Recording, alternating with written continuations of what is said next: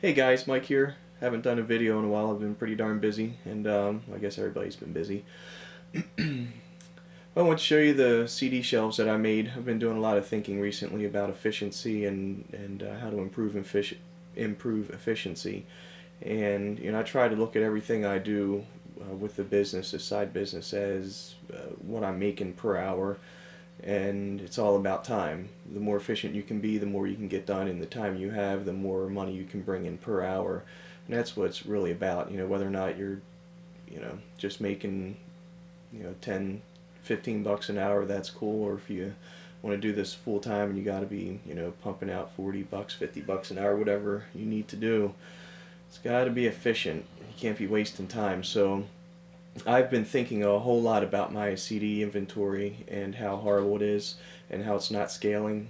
I've got a lot of CDs recently and I can't even get those listed until I do something about this inventory. I was doing everything alphabetical, and then that started getting a little out of hand. It got to the point where every night, if I had to ship 10, 15 CDs out, there's a good possibility that at least one of them I'd have a hard time finding. It would take me 15, 20 minutes to find. There were times when I would find one that was, or couldn't find one, it was missing, and I'd wind up taking 2 or 3 nights to look for it, 15, 20 minutes a piece. It cost me an hour for one CD, and that's just not acceptable. There are times when I actually would have to go through my whole inventory and look for one. And I just couldn't figure out a way around it, so eventually I decided to split all the CDs up into genre, and I had R&B, classical, world music, and then the rest, and did those individually, or did those each category or genre of music I did alphabetically, and I tried that, and that didn't really work out. Same problem. And a lot of times the problem is with the CDs is you can't really see the spine very well half the time because it's obscured by small font, or maybe it's like an orange font on a red background and it's just hard to tell. So sometimes it's just a big pain in the butt. And for this whole CD selling thing I'm doing on Amazon, I discovered that my biggest bottleneck was finding the inventory. Listing it is super easy, packing it, shipping it, super easy, but finding it was just chewing up all my time, so I just couldn't deal with that.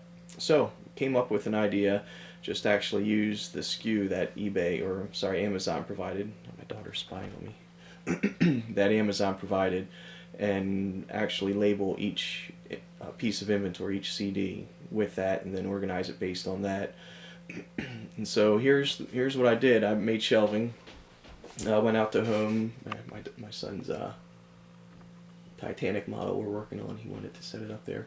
But yeah, I went out to where was it? Wound up at Home Depot, actually, not Lowe's, and I found a pretty inexpensive solution. I think this wood here is pine siding, and it's pretty darn cheap. It's like high fours, just call it $5 a piece. I've got 16 of those, 8 on each wall here, and these little brackets here were like 97 or 96 cents a piece.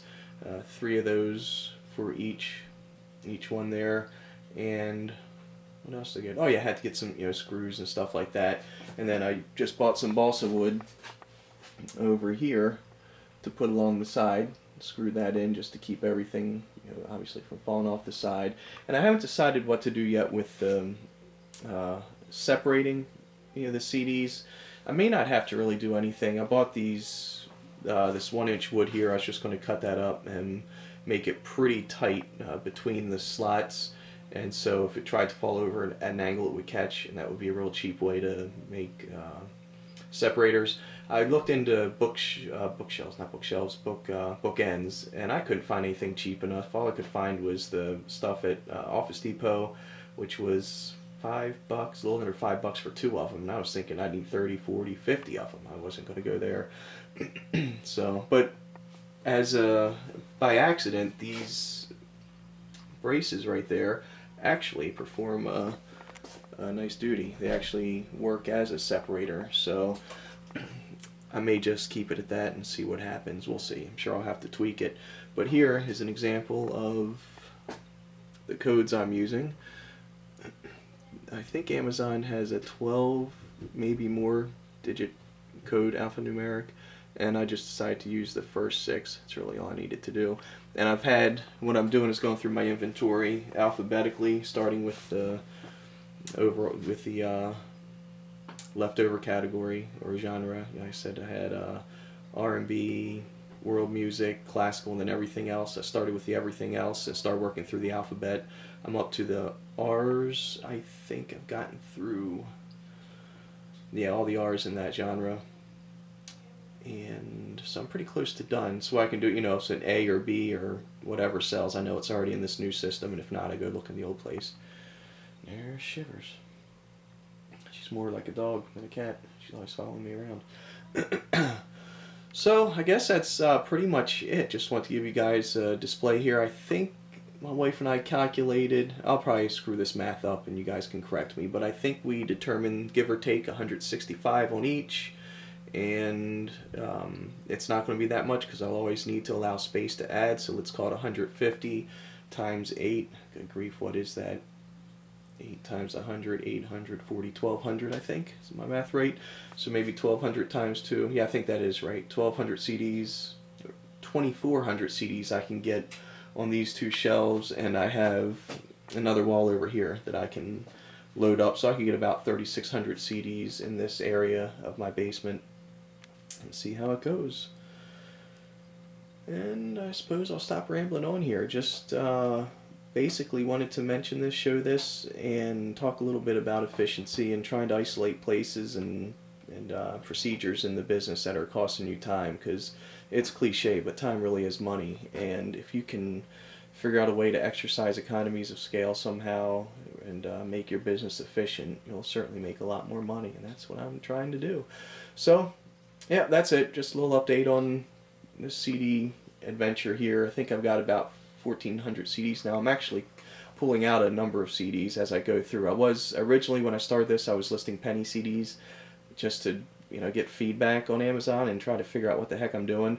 But now that I kind of know what I'm doing, as I'm going through these, I'm pulling out the penny CDs. It just doesn't seem like it's worth the time. Or if I don't pull them out, if I think they can sell eventually, I'll bump them up to over $1, so at least I'm making something and see what happens. So I guess that's it. I'll make a video next day or two to show what's been going on with the eBay sales. I, for the most part, wrapped up my last auction, or the auction before my last, and I went to another auction recently, spent a little money, and got that up on eBay, and I'll update you guys. And I guess that's it. Take care. Please rate, subscribe. Have a great day, evening, morning, whatever it is. Take care.